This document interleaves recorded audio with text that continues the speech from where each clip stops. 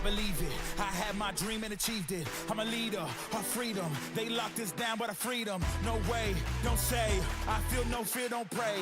I take the venom that's in them and turn it into rain. I got the energy, give me some more adrenaline running through my veins. It's in my chemistry, it's intelligent. Supernova, we're glowing, so take a photo and focus when our composure is growing. We're getting stronger, it's over.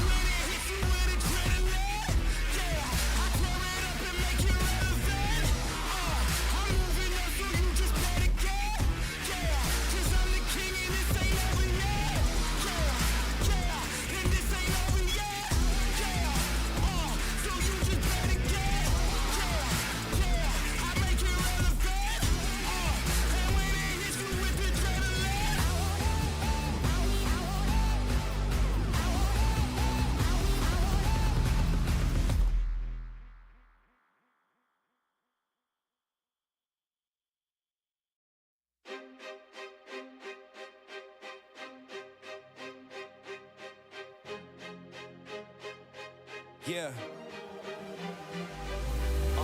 Come from nothing in the world, but it's all good. Catch you looking at the stars like we all should. I'll be lighting up the sky like a star burns. I've been standing in the shadow, now it's my turn. See me aiming at the mark with my eyes closed. I'll be shaping up the rock with the grindstone. Now I'm stepping up my game, got my mindset. I'll be dancing in the stars like a silhouette. I'll be dancing in the stars like a silhouette. Woo! What's good? I'll be dancing in the stars like a silhouette. Woo!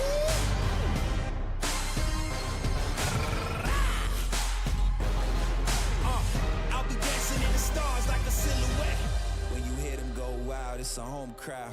But you never slow down when it's sold out. I'll be ready for it, I can take it home. When you see me in the frame, I'm a Van Gogh. Watch the heads turn, see the sky burn. Catch you looking at my style, but you'll never learn. When it's all done, when it's all said, I'll be dancing in the stars like a silhouette. I'll be dancing in the stars like a silhouette. Woo! What's good? I'll be dancing in the stars like a silhouette.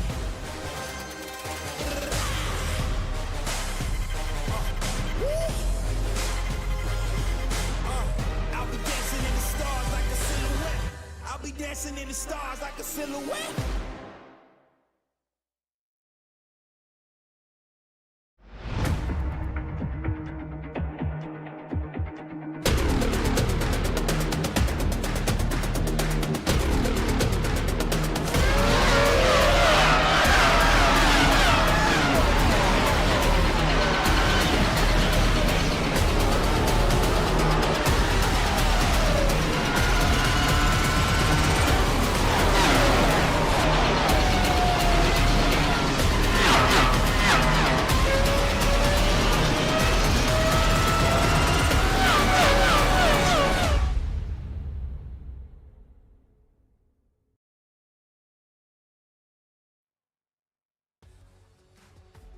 It's the last chance saloon, and the tables are all getting set. We have drivers looking to book their place, get their invitation into the World Championship here with iRacing. But the GP Turn Racing iRacing qualifying series at this moment in time has reached its most important race. Welcome to Forcombe in Kent. Welcome to Brands Hatch, a circuit full of history and full of legacy as we get ourselves ready and waiting for the final round of qualification. My name is Jake Sperry. Joining alongside me for this one tonight is Justin Melillo. And Justin, we sit with drivers who are looking around at each other and going, what do I need to do to book my place in? Either you are in or you are out. And if you are out, then you're going to be someone who's just waiting for a bus home.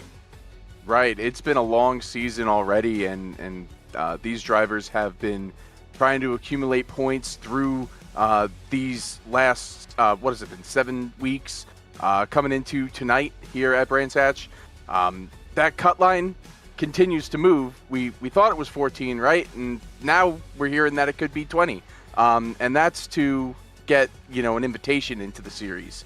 So we really don't have we do have a pretty clear picture as far as like who's going to definitely be in. Those guys at the top, Marcus Nunez, Simeon Maria Marcheno, those guys have been at the top of their game all season long. But you look towards down at the bottom, like 17th and below, those are the guys that aren't really feeling too comfortable knowing that there's still one more race that can decide this championship.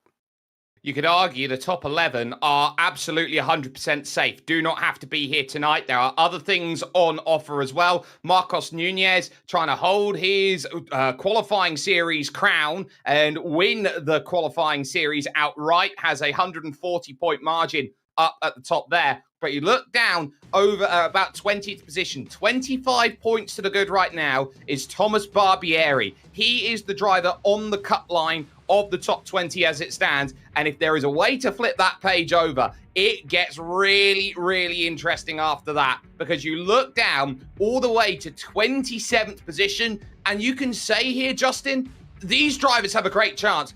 And 21st and 22nd just so happen to be brothers. Yeah, the two Sanfilippo brothers, they can both get their way in. One of them can get in, neither of them can get in. Depending on how the results of tonight's race goes, they probably didn't even know that they even had a chance to get in, because that cut line, it moved down. So it's going to be interesting to see who showed up today and who's going to do what it takes to get enough points to get in. We don't even know how many points these guys are going to get because of the way that the iRacing system and the strength of field works. So points are completely almost irrelevant. They just got to have a good run. Yeah, a good run has certainly been the key to a lot of the racing that we've had this season. And this racing is frantic. It is fast. It's got one pit stop to it. It is a race which is all about strategy. And let's talk about a car here, Justin. A car that is a naturally aspirated V10 engine that screams around every circuit that it goes through. This is the purest challenge that iRacing has ever, and I will argue this until the sun comes home. This will be the hardest world championship to win. Oh, absolutely. This is an absolute dream to drive. This particular car, the Dallara IR01, having driven it myself, it is one of the most fun cars, but it's also one of the most competitive cars. If you've ever heard of like NASCAR racing is pack racing, you kind of get the sense of that in this particular vehicle, with how close the racing can get. And especially at a track like Brands Hatch, it's already close quarters racing, and I'm expecting it to be even more so tonight in this finale.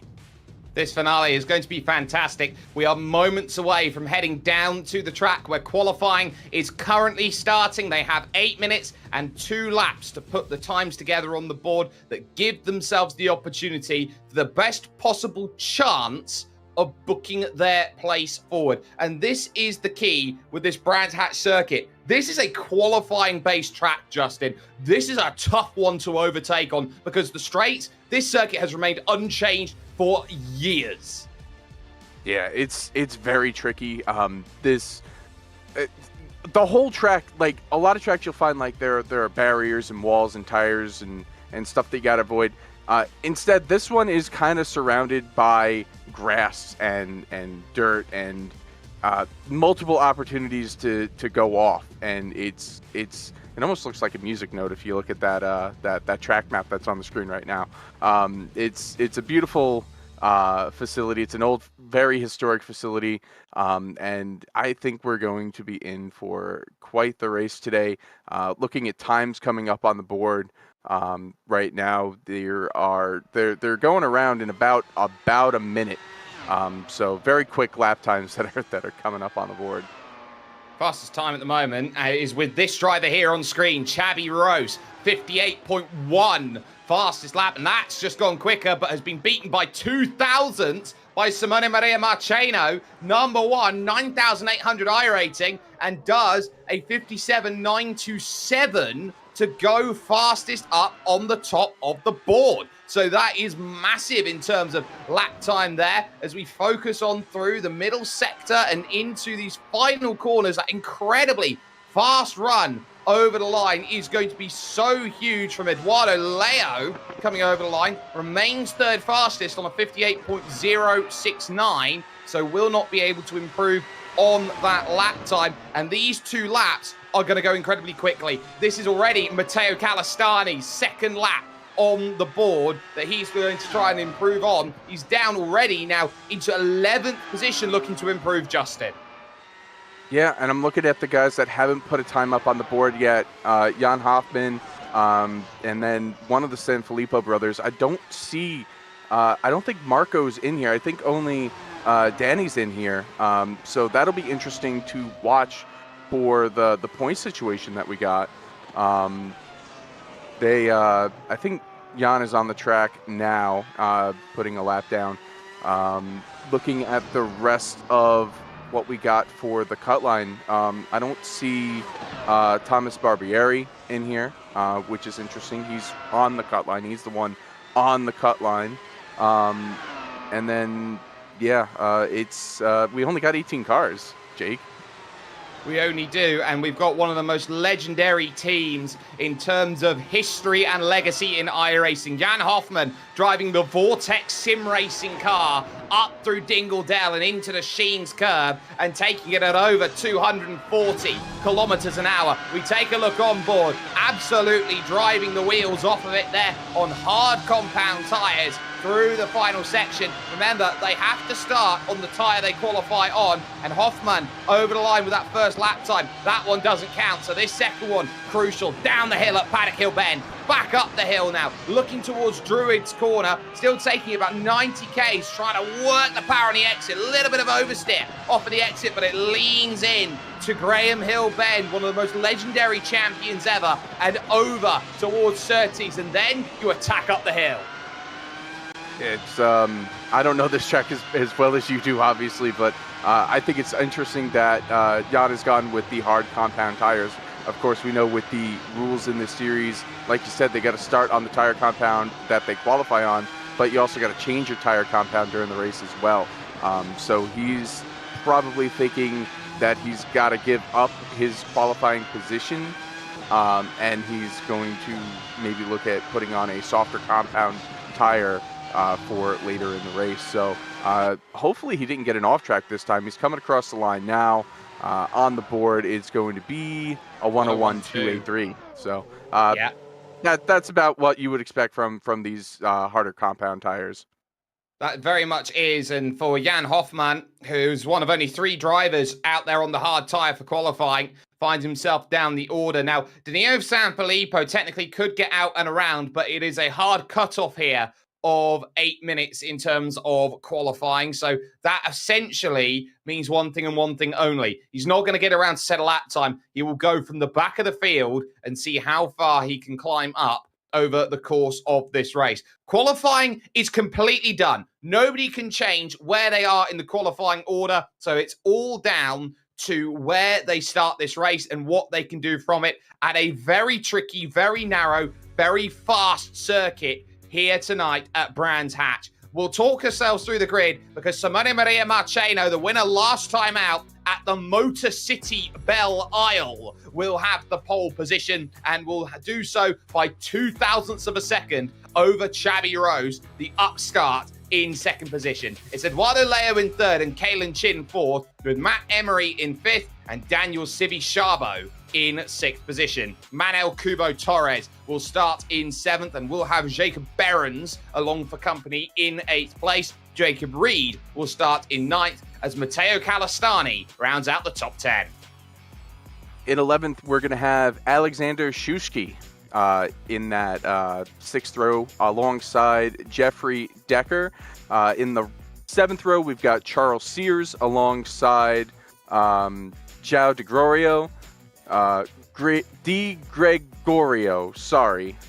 Brand new at this. Andrew Madel is in the 8th row alongside Jan Hoffman. And then rounding out the field, we're going to have Northern Mata alongside Danny Sanfilippo.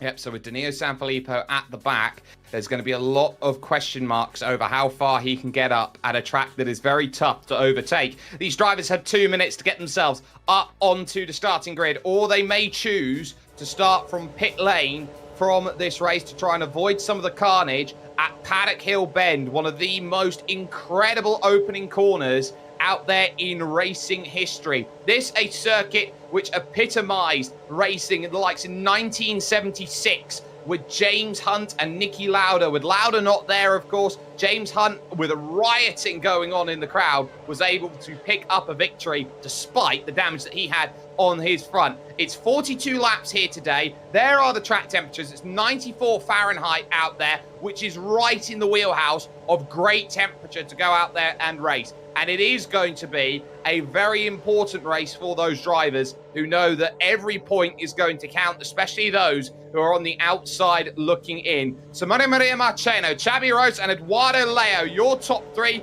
Kalen Chin in 4th position is looking to try and prove that he's got all of the worth there. Drivers on the hard tyres are going to be worth keeping an eye out on. Green flag in the air. Let's get ourselves underway. 42 laps. Get themselves off, and immediately into Paddock Hill Bend. There's a race on for second as Eduardo Leo finds himself in the battleground with Xabi Rose. Rose on the outside here at Druids is going to have to give that one up because through goes Leo. He's up into second. Matt Emery with a great start to the race.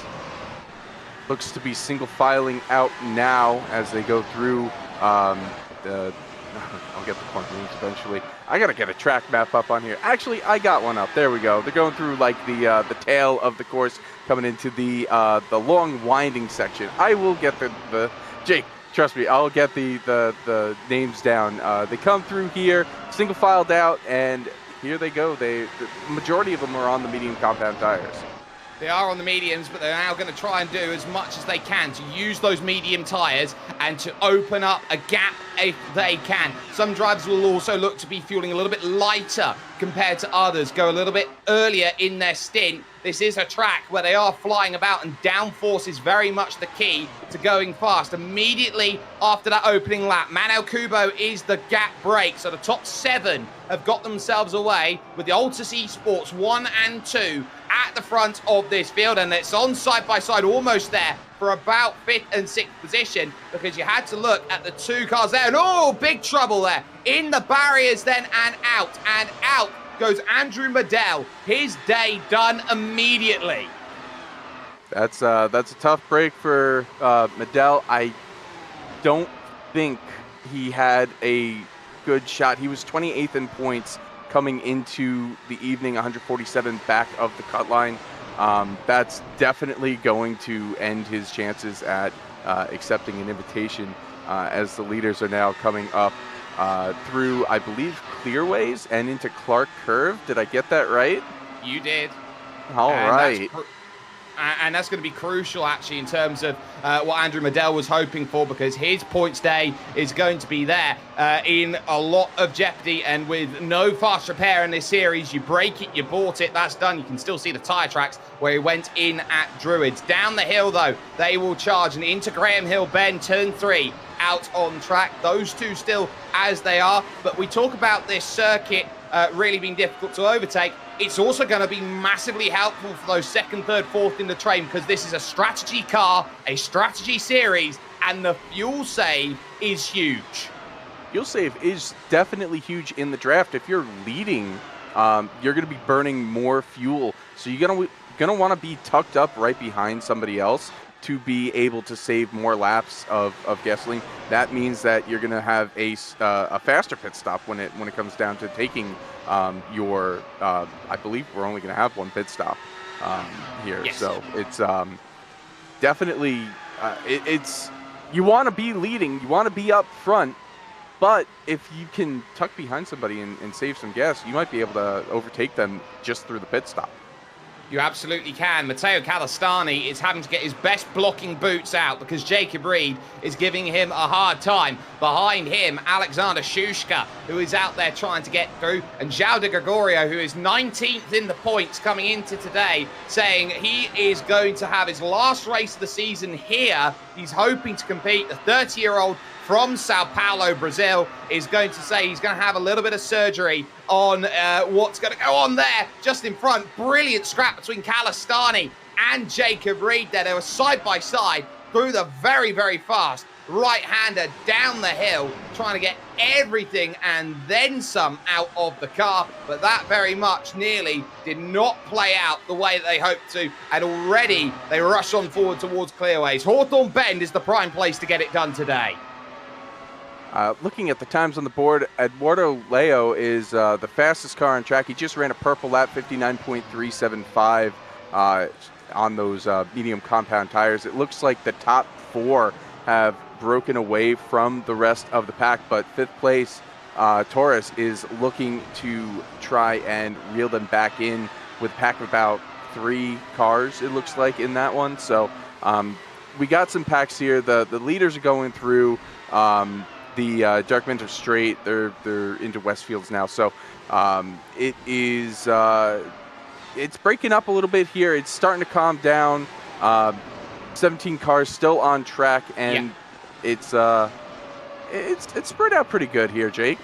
It is. The one car going backwards right now, though, is the number 2, Kalen Chin, who has found in back-to-back laps a pass on him over at Hawthorne Bend. So Kalen Chin is going the wrong way. He now finds himself back in 7th position. And in the wave car, he's now going to be looking and thinking, well, I don't want Jacob Behrens to be next in terms of this group. And it's certainly not paying off for him at the moment in this race. Definitely wants to get a little bit more out there, a little bit more pace, but is very much just managing where he is because he'll have no idea where that cut line is. And he's one of the drivers who just needs a good finish today and is very much in.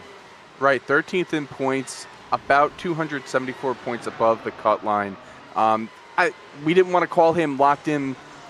It's a 5.4K strength of field in today's 18-car race, so there are still some decent points that are up and available for these drivers to grab.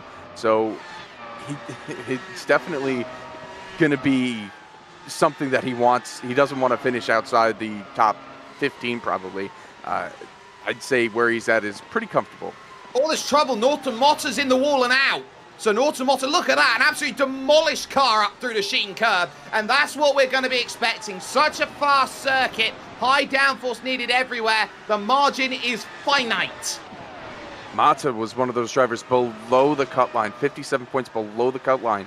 That is not going to be good for that. I mean, there's still the possibility that he could outpoint Marco and Thomas Barbieri, but I don't know. He's got Decker and Sears that are still in this race, and they're going to be able to get more points than him now. There's no way he's getting back in the race with the car that damaged.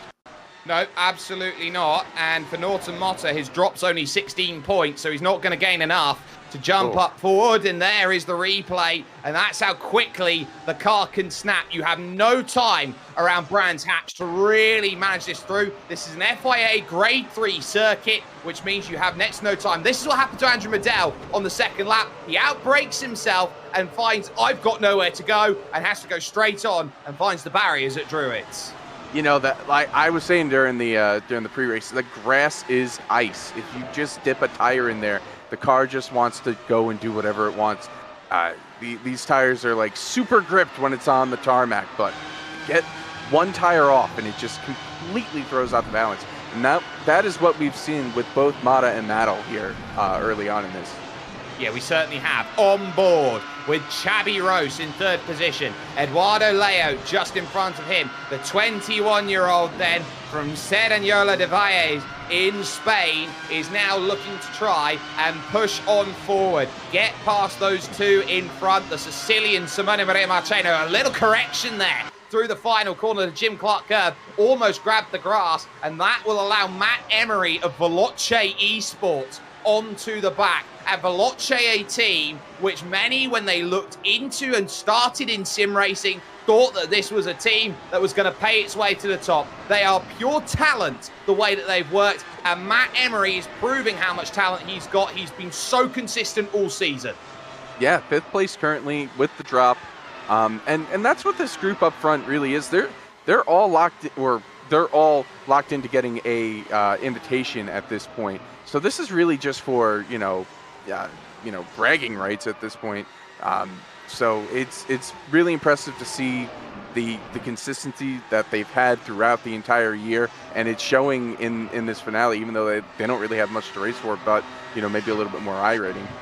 I tell you what, watch out for Alexander Shushka's battle right now. Oh, there's trouble. There's trouble. There's trouble in the back. It's Kalistani who finds himself around. He's hit the barriers over there at the Westfield Bend, and that is going to be a huge disaster for him because he was 19th coming into today, and now he's going to be dropping back after that huge hit. His day is done with that. Was racing with Shushka, who had just made the pass, and as he tried to be aggressive and fight back, he ran out of road and ran straight into the back of him.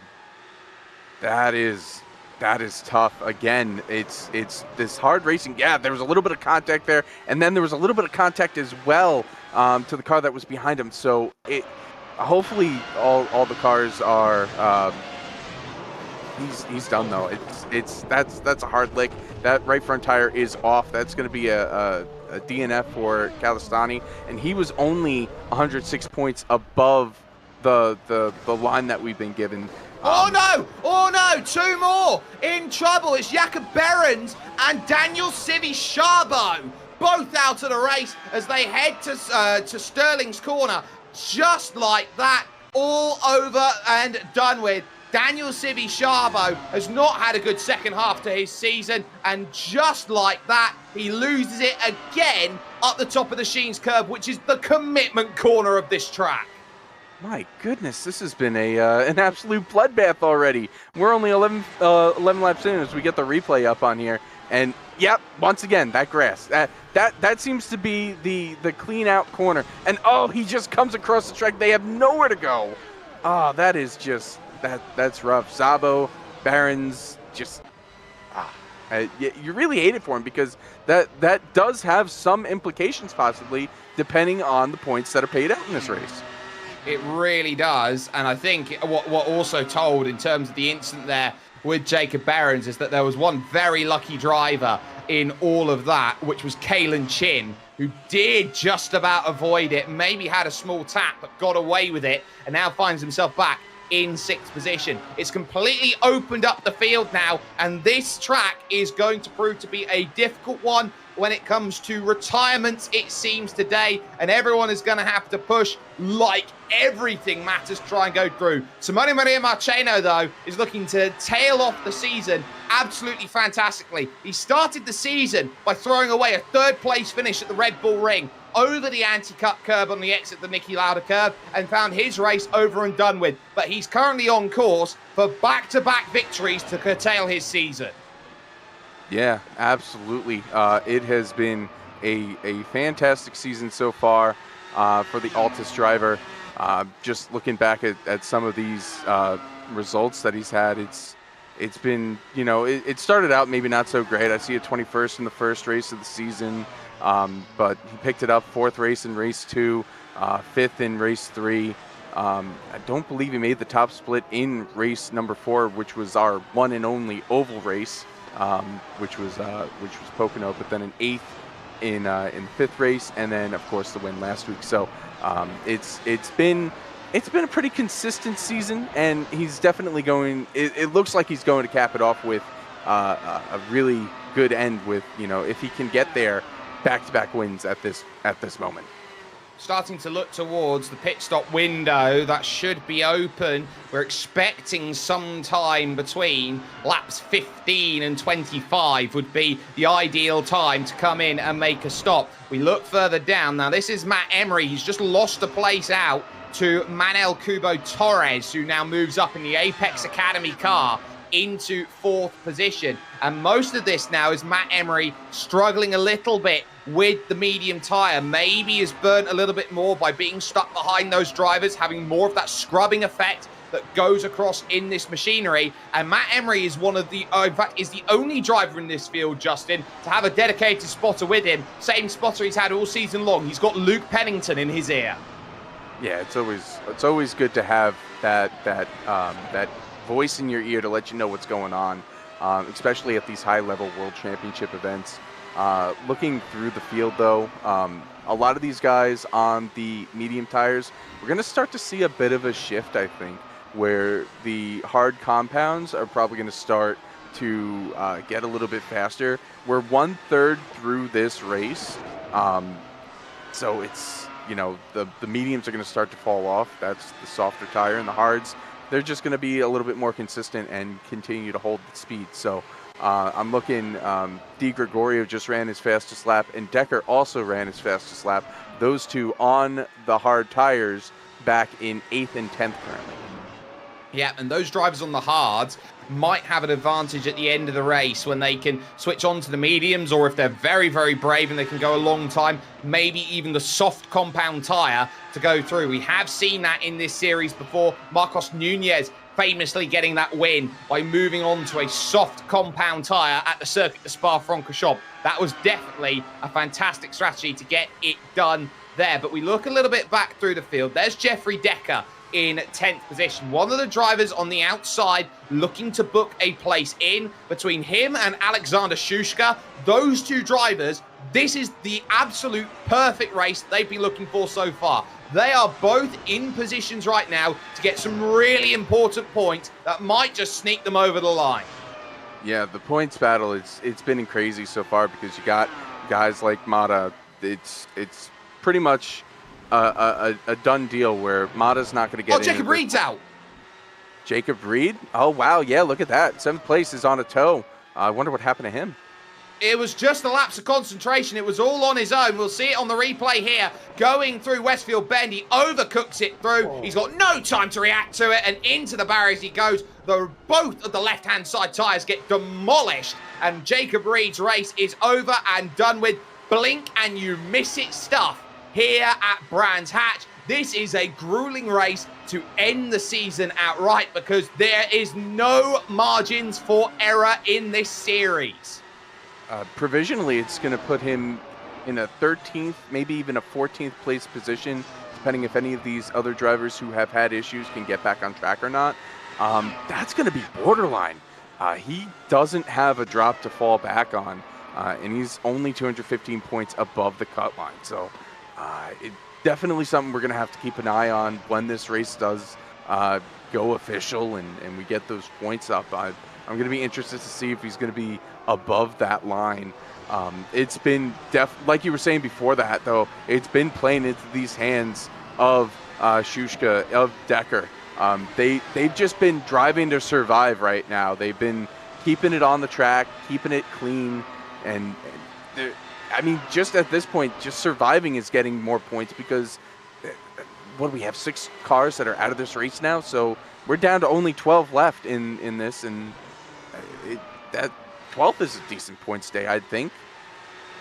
12, I think, would be a very decent points day. A lot of these drivers are looking around going, well, we know it's a 5.5K split they've gone through. It was 360 points for a win in a 7,500 soft that they had. So I reckon they're going to be looking somewhere in and around Pocono points for today's worth, which means that there's still at least 250 points on offer for a race win on a good estimate. So I reckon that they're still going to be scoring somewhere around 130 to 150 points if they find themselves in the middle of this field, as they do, Shushka and Decker 8th and 9th. We race on with 3rd and 4th. Xavi Ros being reeled in by another Spaniard, Manel Cubo Torres, who wants to try and move up into the podium positions. He might decide to do it now, or he might decide to wait for the pit stop window to really find themselves in. We're on lap 18, and I think everyone's just hanging out, waiting to see who is the first to blink on these pit stops.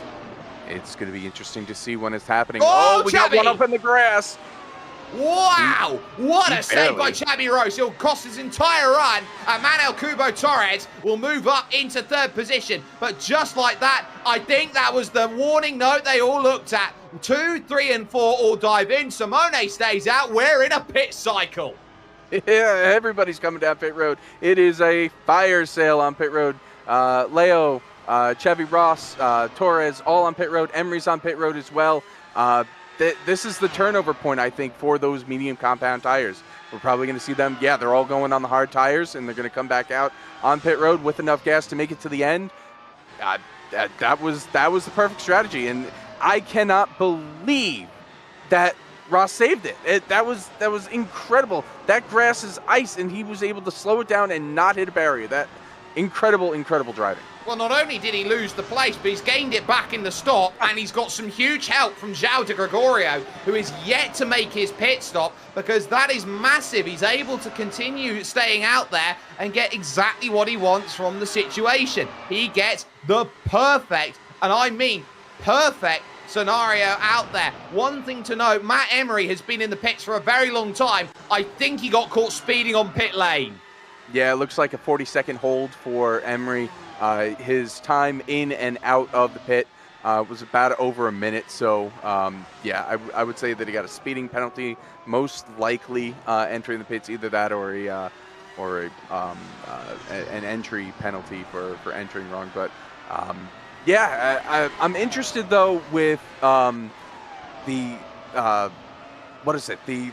medium compound tires were able to last about 18 laps. So these guys that are on the hards now, and they're on the hards and they're warm tires, so they're still keeping up. Like Di Gregorio is keeping up with the hard tires because they've got the heat in them, and these guys are trying to put the heat back into the tires, right? But when does he come in and put the mediums on, or does he go even longer and try the softs? I don't know. Well, right now, João de Gregorio is to Manuel Kubo Torres as he just pushes a little bit wide through Westfield Bend to what Vitaly Petrov was to Fernando Alonso. Big slide coming through there at the Sheen curve. And it is the corner that's going to catch people out because you have to attack the raised curve there on the inside, off camber as you go through. In comes Simone to make his stop. And he's going to come out, and side by side for the race lead, Eduardo Leo is going to jump him. That's a 2-lap difference in pits. Leo's got the tires on that are nice and warm. He's got the grip, and that's really the difference. Just the two laps of difference puts Leo in the lead over his teammate. That's all you need is the lead. And now it's going to be between these two drivers to work out what do they have coming towards the end of this season on what has been a very important qualifying series where Altus Esports have proven they are the team to beat. They have got 5 drivers all into the top by guaranteed lock of points. They have all got an invitation. But you look around at the 5 of them and you think of the drivers that are already there who are deciding to stay, which one of these 5 is going to step up and be team leader? That's a really tough question. Yeah, you got a lot of cooks in the kitchen there with Altus Esports. It'll be interesting to see how when they do get into the series, how it's all split up. But yeah, I mean, definitely they're a team that is good in everything they do, right? Like I see them in because I cover eNASCAR, I see them over in the eNASCAR series absolutely dominating, with Tucker Minter and Jordi Lopez right now over in the Coke series. And then you come over here to the Turn GP and Altus cars up front. They've got a really good program. They've got a lot of really good drivers, and it shows. The GP Turn Racing iRacing qualifying series is halfway through the final lap then of the final race of the season, I should say. At this moment in time, they're halfway through. It is Eduardo Leo who's got the lead, and he's got the lead by about 1.2 over Simone Maria Marcheno as things stand at the moment. Xabi Rose is third, Manuel Kubo Torres in 4th position. João de Gregorio is 5th, but he is due to make a pit stop because he's out there on the hard compound tires, and we expect the likes as well of Jeffrey Decker to make his stop soon, because he too is another driver who's eyeing up those pit stops. But it has been a struggle streak for a number of drivers. 6 retirees so far in this race, and I would not put it past these drivers to have a few more. Yes, this is a 42-lap race. It sounds like a lot, but it's exactly the same in terms of length as it has been for the majority of these races this season, Justin. But the key is, where do you switch off on a track like Brands Hatch? Yeah, it's going to be interesting to see. I mean, I honestly haven't seen as much of the season as you have, but it's always a strategy race, right? It's always who can pull the perfect strategies, especially at these road events that don't have any cautions. Pocono was different. Pocono was, something that where there were cautions, and it kind of mixed it up a little bit, where it really wasn't a known thing as we see the leader go off a little bit there, but all good. We are starting to see some of the hard compound tires, though, coming to pits. Jeffrey Decker has just come in. So that is a switch off point, I would say. He's probably going to go on the mediums here and try and run it to the end. The other drivers that are on the hard compound strategy, they're probably going to try and wait and try and have as much tire at the end as they possibly can. And they are going to try and make sure they have as much tire as possible to go and attack and use in the final phase of the race. Now, Decker's going to come out just in front of Matt Emery. So this is going to be the race on for 9th position in this race. Decker with a lot to fight for. Matt Emery not so much, but we know how quick Matt Emery is. It's going to be a case of how quickly Matt Emery thinks he can find a pass. He tries to open up then through Surtees corner, and now try and really drive off of the exit using the natural power that this 3-litre V10 has. You'll have to go around the outside at Hawthorne's Bend. Oh, chop him up and under. Oh, what a fantastic move by Matt Emery. You gotta love the crossover, right? He's got the warm tires. He was able to get that grip off the corner and just get right down there. That was a masterclass of a pass there. He's got to pull away, though, because once these tires get up to temperature, I'm sure Decker will have a little bit of speed for a little bit of time before the switch-off point comes back. But yeah, that was perfect. Perfect. Jeffrey Decker from Club California, then down the hill, is trying to really make sure that his season stays alive with every place he can. He can't do anything about Matt Emery, but he's got points on Sears from Club Michigan. He's looking to try and hold the points with the likes of Danilo Sanfilippo, who is ahead of him. But there are also drivers out there who are still in a position yet to have made that stop. What about Mr. Consistency? Number 15, Jan Hoffman. He is someone who has been just quietly getting the points, and he's got a drop of 111 points. That's going to serve him huge in a race like this. Yeah, and especially with as many cars that are out of this race, and I believe Shusuke is a lap down right now. He had a longer pit stop than most. It was about double the length. I think he was probably fixing damage. So that's definitely going to play in as well in the point situation. Hoffman, here we go. We got 2 guys coming in. Hoffman's coming in. Sanfilippo's coming in. We'll see them go back down to the bottom of the order, but they are going to get these medium compound tires on, and they'll be back out and away and ready to go for the remaining 17 laps. They are, and that's crucial. You saw there, Danilo Sanfilippo get on the binders on the straight. Let Matt Emery go, because he's in a completely different race to him out there overall. Danilo, someone who's racing a lot on the open wheel scene in iRacing and has done an incredibly good job, but also in now João de Gregorio, the last driver to make a stop, and is going to get off of those hard tires onto a brand new set of yellow-walled medium compound tires and get off and away again, and should do so a fair ways ahead of Matt Emery. Rejoins in 6th position then with that pit stop, and a great bit of racing from João. He is finding finally in the last race of the season what he said was going to be his last race this year, that he's getting all of the points that he possibly wants out of it. I wonder right now whether he is ruining the fact that this is his last race of the season, because he could have booked himself for 10 straight weeks starting September 14th for championships with your GP Turn Racing Series. Yeah, it does kind of stink to hear that he's not going to take that because of the medical issues that he's got going on. But I mean, he's put on a fantastic drive all season. He's been above that line, and who knows? Maybe he has a change of heart. Maybe he's able to do it. I'd love to see him come back and do that, because definitely would bring a flair to the World Championship altogether. We got 15 laps to go here. Pits have cycled all the way around. 12 cars still on the lead lap, and Eduardo Leo is in control as it stands, about a second over his teammate Marcheno.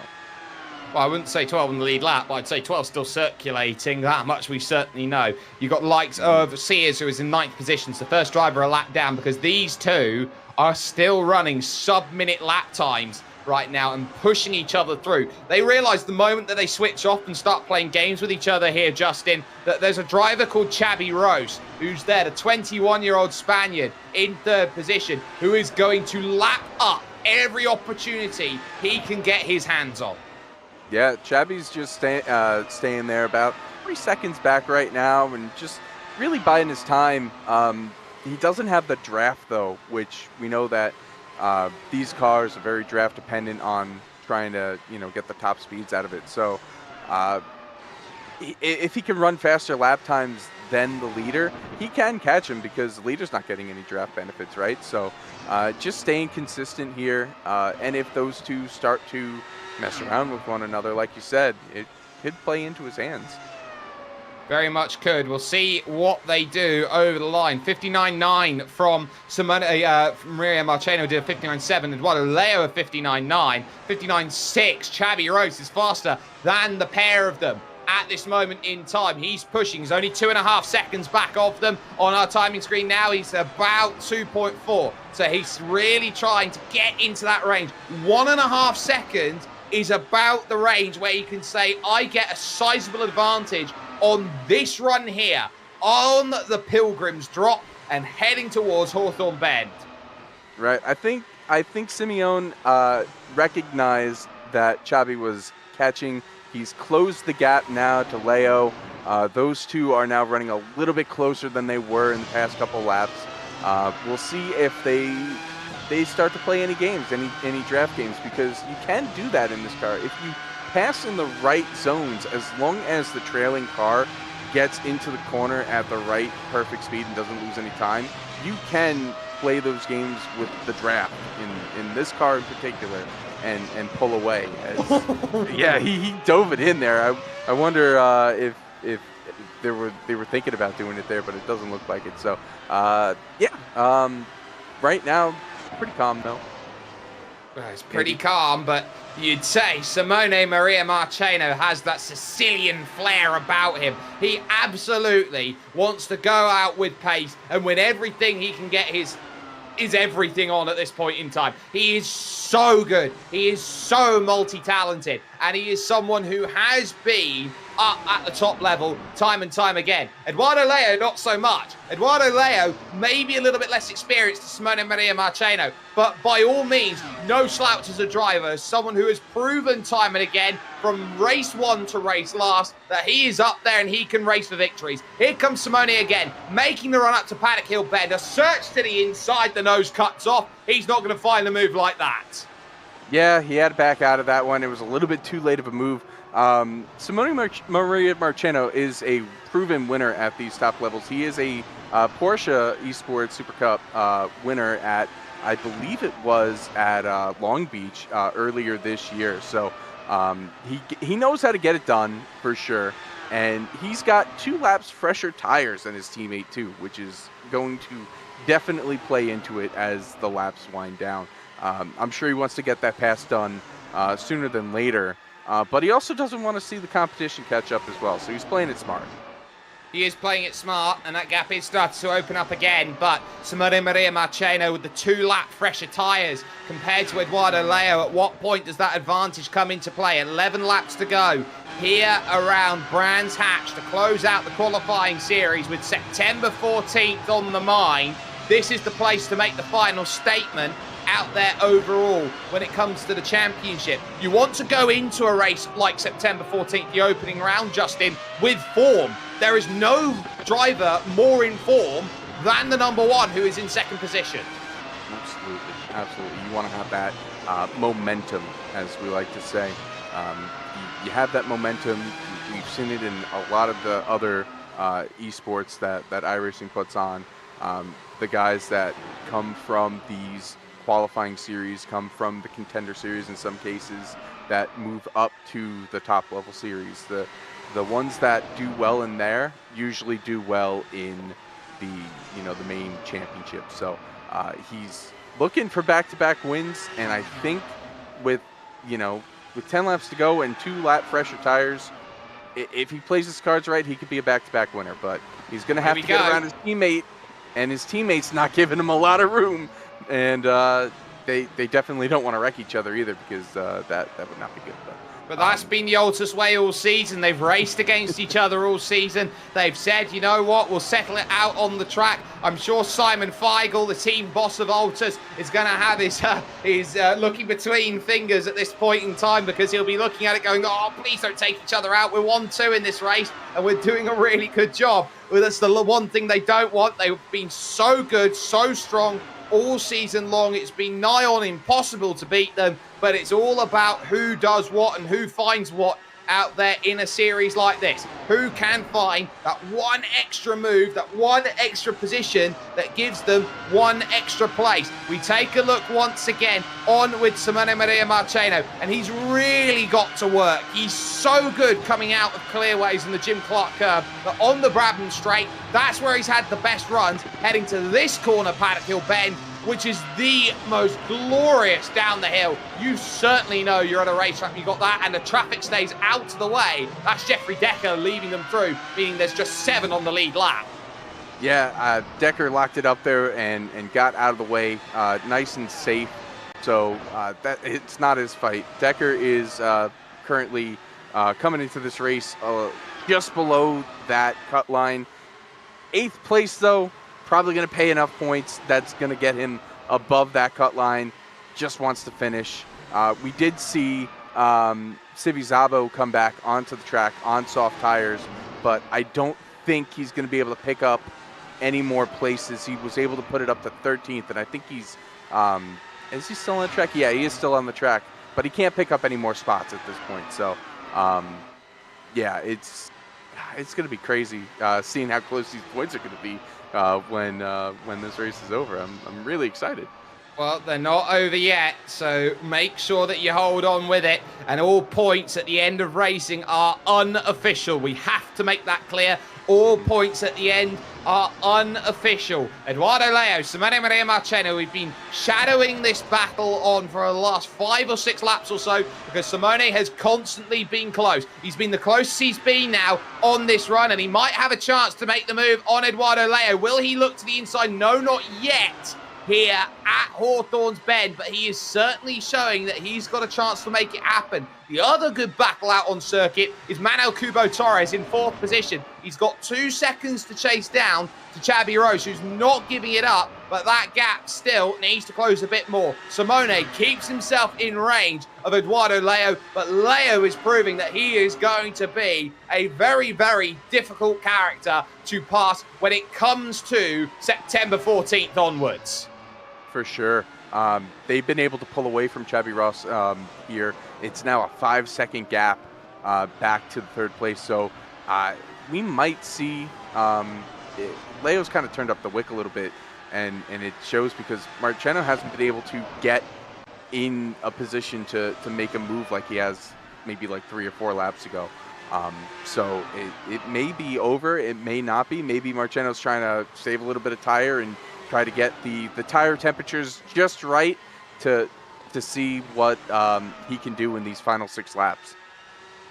Well, 6 laps to try and find it. I think he's waiting for the ultimate opportunity where there is no chance to strike back for someone like Eduardo Leo. I think that's what's in Simone's wheelhouse right now. I will make you sweat until the very end of the racing. I think that is the main focus in the back of the mind. Again, he closes up, but it might also be a case for him where he's trying to give himself a couple laps a little bit further back here, Justin, because he's trying to save the tires and give himself a little bit more, and maybe even to an extent cool the engine down. It could be that as well. It could also be that he's trying to intimidate his teammate. You know, he's putting his wing right up on the gearbox and in some corners, and it can get a little bit intimidating sometimes. So let's see if he makes a move here. No, Yes, he does. It's close. It was so late though. He smart to back out of it. Smart, but now he's got to regroup, re-get the run, and it's just so hard at a track so tight as Brands Hatch. It is. This is as FIA Grade 3 as it gets. This is a national style circuit and not, you would say, an FIA Grade 1 style circuit, which is open formula, open season. This is a very, very tough challenge that they have here today, and they are sure going to have to earn every overtake they find out here on this track, up the hill into Druid and down the hill once again, rushing over towards Graham Hill Bend, the only driver ever, Graham Hill, to make the Triple Crown. What do we got? 4 laps to go here. I am waiting with bated breath. I think maybe one more, maybe 2 more shots that Marcheno's going to have here. 2 good shots I think he's going to have on his teammate. And then, if anything goes wrong, Chappie Ross is sitting in third, just hoping for something to happen, right? He's kind of backed off now, but Torres hasn't really caught him either. So it's kind of a little bit of a stalemate going on with these laps to go. They could easily make it to the end without any more passes, but now they're coming 3 laps to go. Does Marcheno have anything for Leo? I don't know if he does. I think he does. I think we're going to see it. Takes a shallow line there through Druids. He's trying to get in the mirrors, which are imposed into the structure of this Dallara IR01, a car made in fiction for reality. And this is one of the most amazing sim racing cars out there that you can possibly find anywhere. Again, on the power goes Simone. He will close up but not get close enough here through Hawthorne Bend to make that move. Now at Westfield, he will search once more, and it's right-handers all the way up towards Sterling's here. Up the hill, the Sheen's curve. It's so fast in these cars, and here at Sterling's, that's the first time that your left-hand side tyres really get any form of rest. He is closer than he's been these last couple of laps. I think he's going to have a really good run here. Let's see if he's got what it takes. He's going high. The defense from Leo, it works out again. They survive another corner, but Marcheno's right there. He almost gets in the left rear tire of his teammate, but they continue onward. 2 laps to go here, and the wick is absolutely turned up now. Well, you can say the wick is up, you can say you're pushing with everything that you've got, but you're going to have to try and find that one pass. And here comes Simone, closest he's ever been. Goes to the outside here of Eduardo Leo, trying to find this pass. Going to look around the outside, it's not there. Not there just yet, but that's the closest we've seen. Leo is not giving him the preferred lane whatsoever. He's playing a great defensive battle here. Simone's just absolutely pushing it right now, and he's running out of time. He's only got a lap and a half now, coming to 1 lap to go here. The final race of the season, final lap of the season here. 1 lap to go. Brands Hatch, Alta's battle. Who's gonna get it? Well, Simone Marcheno is not going to find it at turn 1. Eduardo Leo at 2. Pretty much middle of the road as he goes through, looking for drive off the exit, struggling a little bit for it. It's turn 4, Surtees that's going to be the big key, but a huge wiggle over the curb there on the outside is going to really hamper Simone Marcheno. He's not going to have the preferred run now up the hill over Pilgrim's Drop. He's going to realise all of a sudden that he's got nothing left for Eduardo Leo, and one tiny mistake is all it takes around Brands Hatch. It's still on for third, mind you. Chavi Rose is having to look in the mirrors as well at Manel Kubo. But for Eduardo Leo, there is only 1 corner left. Simone has really had a great middle sector, and now it comes down to clearways. But there is no place to make that move. Eduardo Leo will roar towards September 14th as he wins it over the line over Simone in a photo finish almost as they went over. But look at Manel Kubo trying to go to the outside, and he finds that he's just short by just 9 thousandths of a second. Wow, two incredible finishes there at the line. 600s for the lead between teammates, and then just 9,000s, like you said, for third place. That was incredible racing. Absolutely incredible racing. Some fantastic racing up and down the order. Some drivers getting the results they want, other drivers not so much. But the checkered flag is there, and it's Altus again who find the result that they have been searching for here at Brands Hatch. Let's get a confirmation of unofficial results here from this Brands Hatch circuit, and it was Eduardo Leo who picked up the win and did so in a time of 42 minutes and 28 seconds, was able to win by 600ths over the line from Simone Maria Marcheno. That drive to the line was close, but just not close enough for the Italian. Chabi Rose had to really hold on against Manuel Kubo Torres, who nearly sniped away a podium, but not quite, with Kalen Chin in 5th position, and João de Gregorio. What a run in his last race of his iRacing year, as he gets 6th position overall. Matt Emery would be the last finisher on the lead lap in 7th, with Jeffrey Decker first of the lap down drivers in 8th, but might be enough to book his place. We don't know yet. We will stay with you here with iRacing till we get unofficial points classifications for everything that goes on, with Charles Sears in 9th also hoping to go through. Jan Hoffman has pretty much guaranteed his spot with a 10th place finish.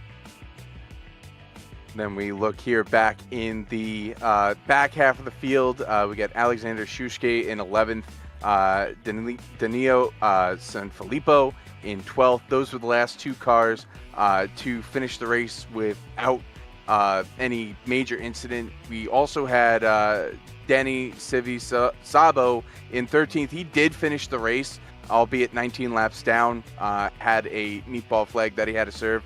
And then we had these 5 retirements: Jacob Reed, Jacob Behrens, Matteo Calistani, Northern Mata, and Andrew Maddle. All did not finish the race today, but we may have some unofficial points here. It looks like Jake, I think we got some changes for the top 20. We will have changes. There always have been changes out there, but you never truly know how close a championship gets until the very, very end. We will have the ability to show you those points as and when we get them, but I believe we are just about ready soon to put those up on screen. But, you know, Justin, we've got such an incredible race, an incredible championship that's gone through. And the one thing I think that we know more than anything else is that these drivers are going to put on a showcase for 10 straight weeks, starting on September 14th. I think it's going to be one of the most legitimately difficult championships out there because of the short turnaround week to week. Yeah, absolutely. We're going to have 26 of the top drivers that are going to be competing in this series, and 20 of them it looks like 20 of them are going to be coming from this series alone. So we've already seen a majority of the field in just these last 7 weeks that are going to be racing for this World Championship. And just this car, like you were saying, it puts on an incredible show. We've got a great calendar of races that are going to be coming up, and I'm looking forward to watching the top guys go for it here, because it's going to be a really, really great. It's going to be probably one of iRacing's best World Championships that's out there, like bar none. And 2021, where these drivers hold their situation from. What an incredible championship that was. Peter Berryman and Martin van Lozenoord racing it out until the end of the season. But it does hold an indication that team alliances are strong and that Altus want to add themselves into that dynamic. 2 years ago, it was about R8G versus Apex. What we don't know, whether it's going to be R8G versus Apex versus Altus, or whether it's going to be just Apex Altus or R8G versus Altus. We don't know how the lay of the land looks until September 14th comes into view. For sure, and I believe we're going to get the points up on the screen here. Producer is in our ear telling us, so here we go. Because It's unofficial, of course, but looking at it, because of his great last 2 weeks, and also the fact that Nunez didn't show up this week, Simone Maria Marcheno is going to win unofficially the GP Turn Racing qualifying series here. Then you look down. I'm looking more towards the back half of the field because we got some guys that moved in, like Jeffrey Decker moved in, I believe, and I believe I'm trying to think who fell out. Was it Barbieri fell out? Yeah. So I believe that's the only big change from this. Guys like Sears, the two Sanfilippo brothers, they didn't get in. Shusuke didn't get in. Yeah, there they are. Page 2 here. Mata, of course, had the wreck early on, and Mattel had the wreck as well. So we thought we'd see some big changes, and really only one change with Jeffrey Decker getting in, and that's with his 8th place finish here tonight. Yeah. So that really does prove to you that you have to score points until the final round of the championship. And often we get that. Apologies, I've just got a little bit blurry apparently. But some amazing racing brings itself forward to the fold once again. And Justin, you know, just to wrap this up, you've got those drivers though at the top who are proving that they are good and they have bought themselves a ticket in, an invitation. But the one thing that I think is key is there is a difference between those who are racing to win a series and those who are racing to book a place. I think there is still pace on the table. Yeah, absolutely. I think the guys towards the top are going to be the guys that we're going to see that are going to be racing week in and week out for the championship that's coming up on September 14th. Simone Maria Marcheno, Marcus Nunez, Eduardo Leo, Matt Emery, Javi Ross. Those are the names that you're going to see in contention week in and week out. Some of these other guys that did get in on points, they had great seasons, but they're going to have to do a lot of work to be able to make themselves the top drivers that we're going to see in the World Championship. And we are going to see that with some fantastic further moving forward. There are so many great drivers who are going to be looking to try and vie for a championship. 10 races, 10 weeks, and there are 8 road races, 2 oval races. There are no guarantees who's got this championship in the back pocket. As far as qualifying goes, that is done.